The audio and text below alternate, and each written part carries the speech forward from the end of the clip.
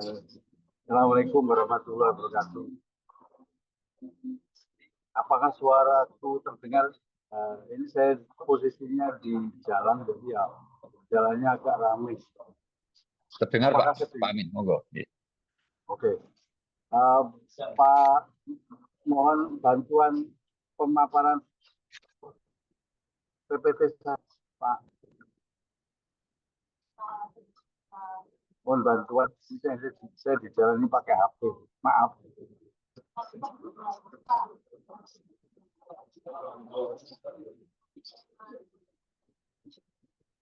Paparan saya, Pak Mahrufin. Atau Mas Fadrul? Baik, mungkin sambil menunggu. Pertama, terima kasih sekali atas waktu yang diberikan kepada saya untuk memberikan tambahan wawasan, khususnya terkait dengan sesar kendeng yang ada di sekitar Surabaya. Ini dulu saya pernah mengemukakan ini di grup Kasama, dan salah satu orang yang protes itu adalah Tulas Tama. Protes, saya bilang begini, ya motor dhisik lagi protes. Saya ingat sekali Pak. Jadi mungkin begitu. Untuk sama. Baik, saya beri judulnya Hidup Harmoni dengan Sesar Aktif. Next, coba. Next.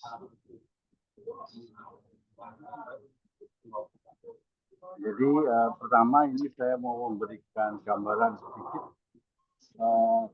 bahwa kenapa bencana kok berulang-ulang. Dan saya memang salah satu tagline saya, bencana kita kenal, kita selamat dan bisa menyelamatkan. Next. Jadi ini sebelum ke arah sana ini memang orang harus tahu persis ini terkait dengan definisi. Jadi bencana itu adalah peristiwa atau rangkaian peristiwa yang mengancam dan mengganggu kehidupan dan penghidupan karena faktor alam, faktor non-alam, dan maupun faktor manusia. Jadi kalau ada kejadian alam, tidak ada orang, maka bukan bencana namanya. Jadi kalau ada kejadian alam, ada orang, ada aktivitas orang, maka itu terjadilah namanya bencana. Nah, kenapa saya bilang ini penting? Next.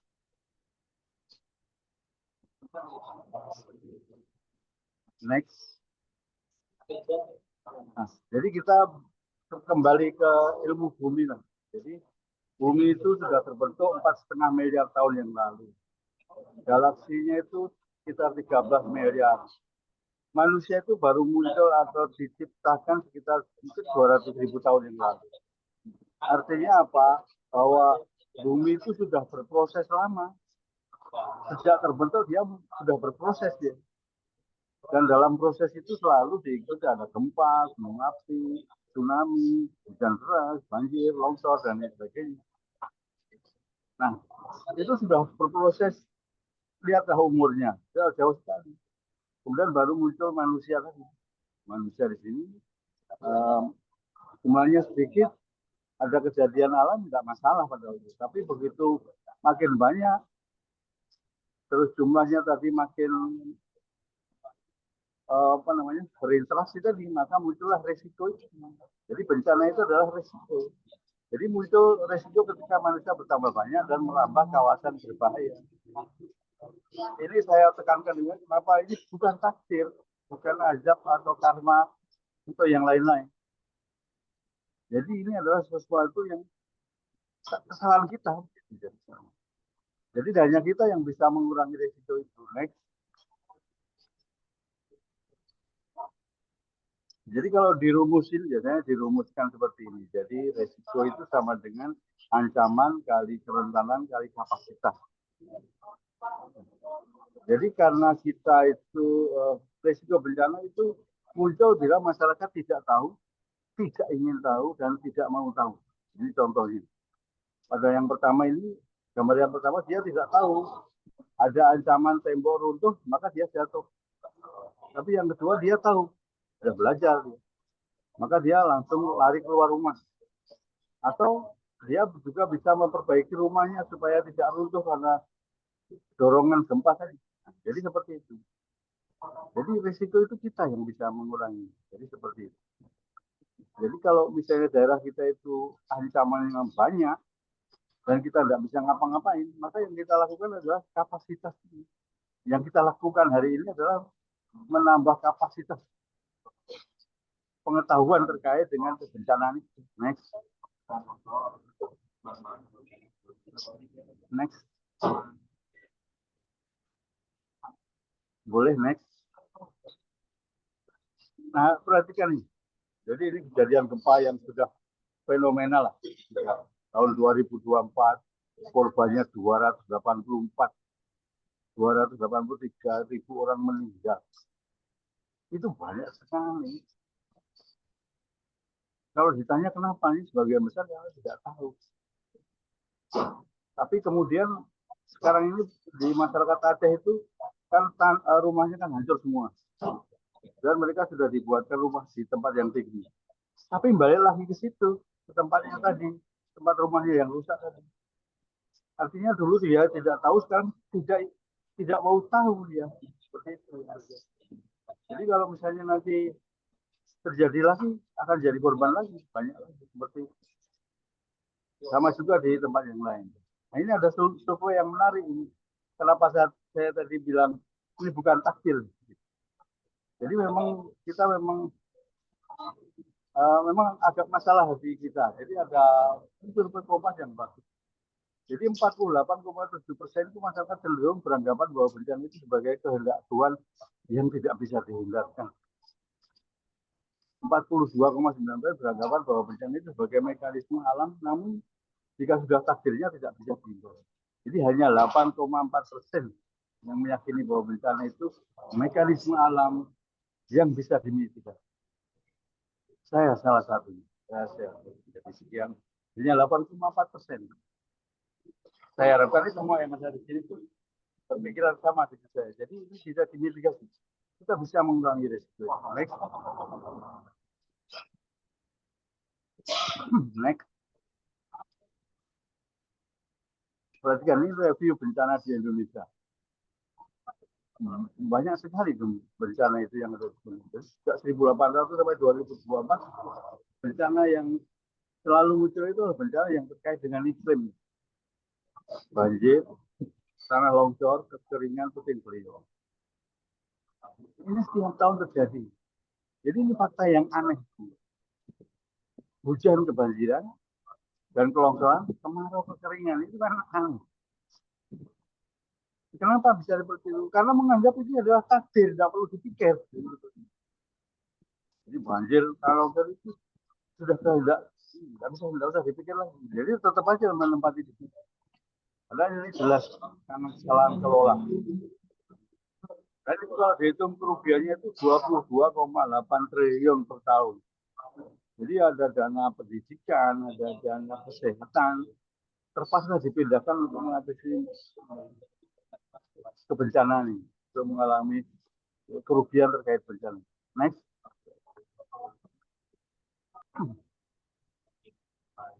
Nah, posisi saat ini itu masyarakat tidak disiapkan. Keberadaan BPBD itu adalah menyiapkan ini, tapi kan belum bisa semuanya. Kenapa saya bilang belum bisa semuanya? Karena begitu ada bencana tetap muncul korban. Korbannya tetap banyak dari saya. Jadi ada masyarakat itu menempati indeks risiko tinggi itu 221 kabupaten kota. Terus ini perhatikan, mereka kenapa tidak siapkan? Banyak sekolah itu tidak disiapkan menghadapi gempa. Jadi bisa runtuh seperti ini. Bisa runtuh, bisa ambruk. Kemarin ada sekolah di mana ya? Tidak ada hujan, tidak ada angin, runtuh sendirinya. Itu kan berarti kita tidak ada penyiapan diri untuk menghadapi itu. Nah, next.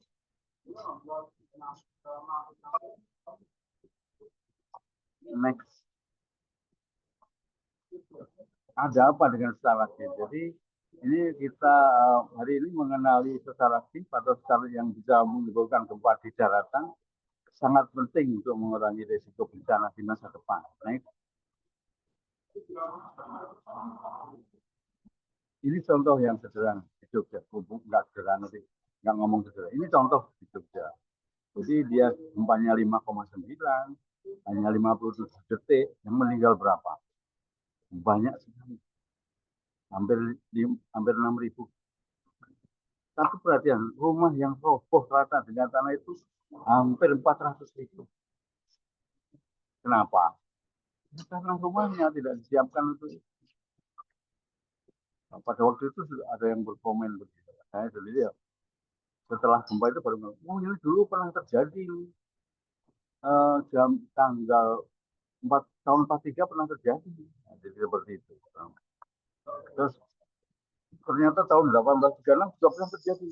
Tapi setelah gempa itu, jadi aneh. Jadi kita apakah rumah kita sudah sesuai dengan tata ruang? Itu yang perlu kita. Next, kita lihat. Perhatikan rumah-rumah ini rata dengan tanah. Ini karena jelas karena bangunannya tidak sesuai dengan kegempaan yang ada di situ. Tapi kalau rumah yang sudah menyesuaikan ya dia baik dan menyelamatkan orang di jalan. Jadi seperti itu. Perhatikan. Next. Nah, ini sebenarnya satu hal yang cukup mengerikan dan harus menjadi insight, harus menjadi inspirasi kita semua. Gempa Cianjur hanya 5,6. Yang mati banyak sekali. Yang meninggal itu karena anak-anak, anak sekolah, karena rumah yang tadi hampir 100-an lebih rumah sekolahan roboh. Jadi ada 100 anak di bawah 15. Ini kan mengerikan. Ini mengerikan. Ini harus menjadi tantangan kita semua bahwa ini harus memperbaiki rumah. Next. Ini sesar-sesar yang pernah terjadi. Next. Nah ini khusus di Jawa Timur, jadi ini banyak sekali. Kita harus kembali memang karena gempa itu akan berulang di tempat yang sama, maka kita harus mencari data gempa yang tahun lalu, yang bertahun-tahun lalu. Dimanapun gempa itu ada, diperoleh data dari mana? Dari Belanda, dari manapun. Itu harus menjadi bagian dari kita untuk perencanaan tata ruang. Jadi 1836 di Mojokerto, terus 1837 di Jombang, 1840 Bangli, Mojokerto, itu kan besar-besar. Cukup menghancurkan, kalau itu di situ ada Majapahit itu dia akan hancur kan, kalau ada gempa-gempa. Next. Nah ini kita lihat takdir gempa. Ini takdir kita. Kita berada di kawasan rawan gempa. Next. Kita tidak bisa mengelak. Next. Next. Jadi posisi tadi sudah bukan jelas sama tadi. Jadi kita ditumbuk dari 3 lempeng tadi, dan itu sudah bergeraknya 6,8 cm per tahun. Artinya apa? Kalau sesuatu yang didorong terus-menerus, dia pasti akan pecah. Kalau triplek itu langsung pecah. Tapi kalau itu batu cor-coran kan pecahnya lama. Bisa lama, bisa bertahun-tahun, bisa ke 50 tahun baru pecah seperti itu. Kalau ditekan dengan 6,8 didorong seperti itu. Jadi ini mesti pecah. Ini takdir kita. Jadi takdir kita ada di daerah rawan gempa. Next. Jadi dia ditumbuk seperti ini. Gempa-gempanya terjadi di sepanjang ini. Perhatikan ya. Mulai dari yang merah, kuning sampai biru. Juga yang dijangkal ini. Ini yang kerak-kerak jangkal ini adalah sesar-sesar itu. Next.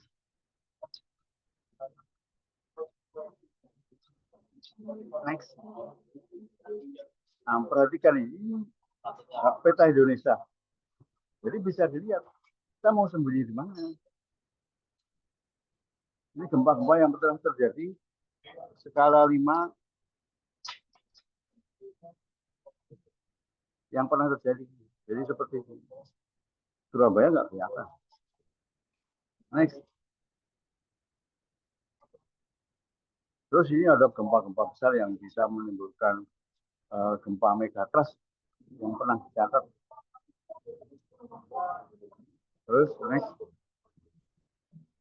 Ini sesar-sesar yang ada di Jawa. Jadi di Pulau Jawa ini ada sekali. Kemarin itu ada sesar Wonorejo, sesar Probolinggo, sesar Situbondo, mungkin belum terpetakan ini yang kemarin terjadi. Next. Nah, ini dari peta dari Pusken itu menyebutkan, jadi tahun 2017 petanya jumlahnya sesarnya itu 272. Terus tahun 2004 menjadi 402 sesar lagi.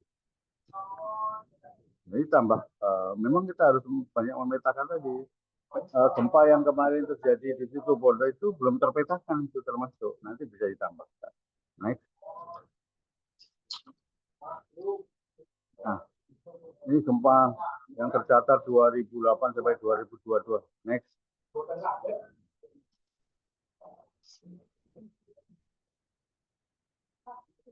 Next. Nah, ini gempa-gempa yang menimbulkan tsunami. Next. Nah, ini tadi gempa tsunami yang pernah terjadi di Jawa Timur. Perhatikan, ini di Sumeneb pernah terjadi 1850. Sebelum terjadi tsunami, itu sangat mungkin sampai ke Surabaya karena sangat dekat. Ingat gempa 11 Oktober 2018 itu skalanya adalah 6,4. Kalau itu skalanya 7, maka itu bisa menimbulkan tsunami. Karena dia sesarnya vertikal. Next. Nah, data gempa tadi sangat penting untuk perencanaan tata ruang. Intinya ke sana. Next. Nah, ini satu hal yang kenapa kita harus peduli itu karena ini ada peningkatan jumlah gempa yang ada di Indonesia. Next. Jadi ini perhatikan, gempanya makin naik tahun 2024. Ada tren naik. Tapi bisa juga ini tren naik itu karena alatnya makin banyak. Ini di Jawa Timur juga sama. Next. Di Jawa Timur ini ada tren naik. Jadi next. Ini kenapa naik tadi menjadi penting? Ini perhatikan ini gempa yang terjadi di Jepang pada waktu 2011. Jadi awalnya sedikit, tanggal 18 makin banyak. Akhirnya pada waktu 11 Maret itu posisi gempanya makin banyak dan itu terjadi gempa besar. Kita khawatir seperti itu. Jadi kita khawatir. Bukan berarti kalau ada gempa terus itu kemudian energinya menurun, enggak. Jadi ini seperti itu. Karena tektoniknya bergerak terus, jadi 6,8 cm per tahun. Next. Next. Sesar aktif di Jawa Timur. Ini sesar aktif tadi di Jawa Timur. Langsung menuju ke Surabaya aja. Silakan terus. Jadi ini sesar yang dibuat oleh Pusken. Berapa besarnya, pergeserannya, dan lain sebagainya. Terus zip kemiringan dan lain sebagainya. Magnitudenya berapa, ada terjadi 6,5 itu. Seperti ini. Jadi ini ada penelitian. Nah, mestinya saya dari ITS, kami dari ITS itu melakukan kajian. Jadi bukan langsung, wah ini loh, wah. Enggak. Kita langsung ngomong, baik kita kasih aja. Next. Nah, kita kemudian keliling. Jadi kita laut. Oh, ini ternyata ada sesar. Ini di daerah sebelumnya. Nah, ini kan ada kelihatan bergeser vertikal. Nah, seperti ini. Ini di daerah Wringin. Next. Nah, ini besar yang tadi digambarkan di Surabaya seperti ini kira-kira. Seperti itu. Next. Kita juga meneliti di Kali Surabaya sendiri. Ini di Kali Surabaya sendiri. Jadi ada pergeseran. Next. Ini pergeseran di Kali Surabaya. Sesar Surabaya, kita nyebutnya Sesar Kali Surabaya. Next. Nah, ini Pressborn Open dari 2024. Ini kerjasama ITS dengan Badan Geologi. Jadi ini sesar ya yang melalui Surabaya yang tadinya di sebelah utaranya dikoreksi, sudah kita koreksi. Ini berdasarkan data dari seismik. Ada yang ada di daerah sini dan kegempaan yang ada di daerah. Jadi ada 3 sesar. Tulisannya terlalu kecil, saya perbesar. Ini sumbernya di sebelah kanan. Next. Next. Nah, jadi perhatikan. Jadi SBY 01 patah naik aktif Kendeng Utara segmen Kali Jati. Gempanya sekitar 4,8 sampai 5,2. Terus SBY 02 ini juga sama 4,8 sampai 5,2. Nah, yang cukup besar itu SBY 03 ini, besar 6,1. Jadi ini di Sesar Waru itu. Jadi kira-kira posisinya seperti ini. Nah, next. Nah, ini sebetulnya ini hanya contoh. Kalau ini bisa bergeser.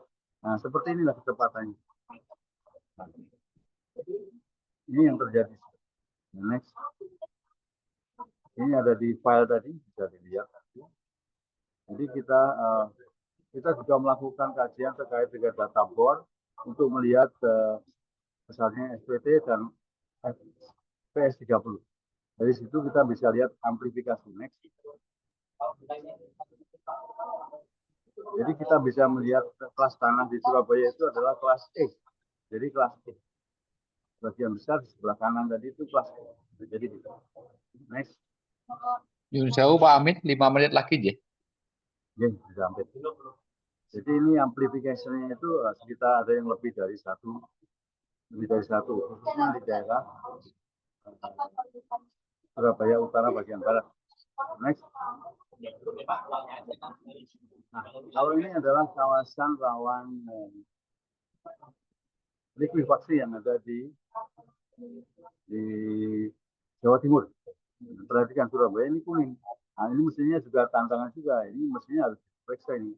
Apakah nanti akan menjadi merah atau hijau atau tetap kuning? Nah, mestinya seperti itu. Next. Nah, ini penutup mungkin. Next. Jadi ini perlu diketahui, gempa itu tidak membunuh, bangunannya bisa. Di Surabaya sudah dikencang gempa 6,5 dari Bawean. Dan itu memang ini hanya terasa tergoncang saja, tidak ada yang runtuh, hanya sedikit yang runtuh. Next.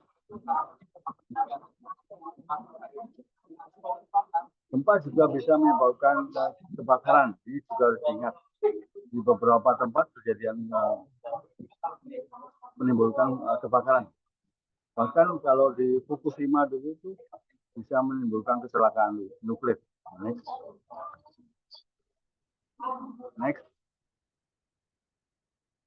Amplifikasi. Nah, jadi tadi saya sebutkan bahwa beberapa tempat di Surabaya itu amplifikasinya lebih tinggi. Ya. Mestinya rumahnya juga harus disiapkan menghadapi suatu lonjakan gempa. Next.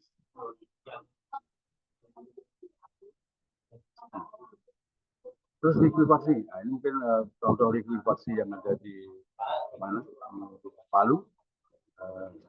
Jadi itu pun harus dihitung lagi. Next. Next. Tsunami ya, tadi tsunami. Tsunami itu juga bisa menjadi. Jadi gempa tadi bisa menimbulkan tsunami. Next. Mungkin demikian Pak dari kita. Terima kasih. Assalamualaikum warahmatullahi wabarakatuh.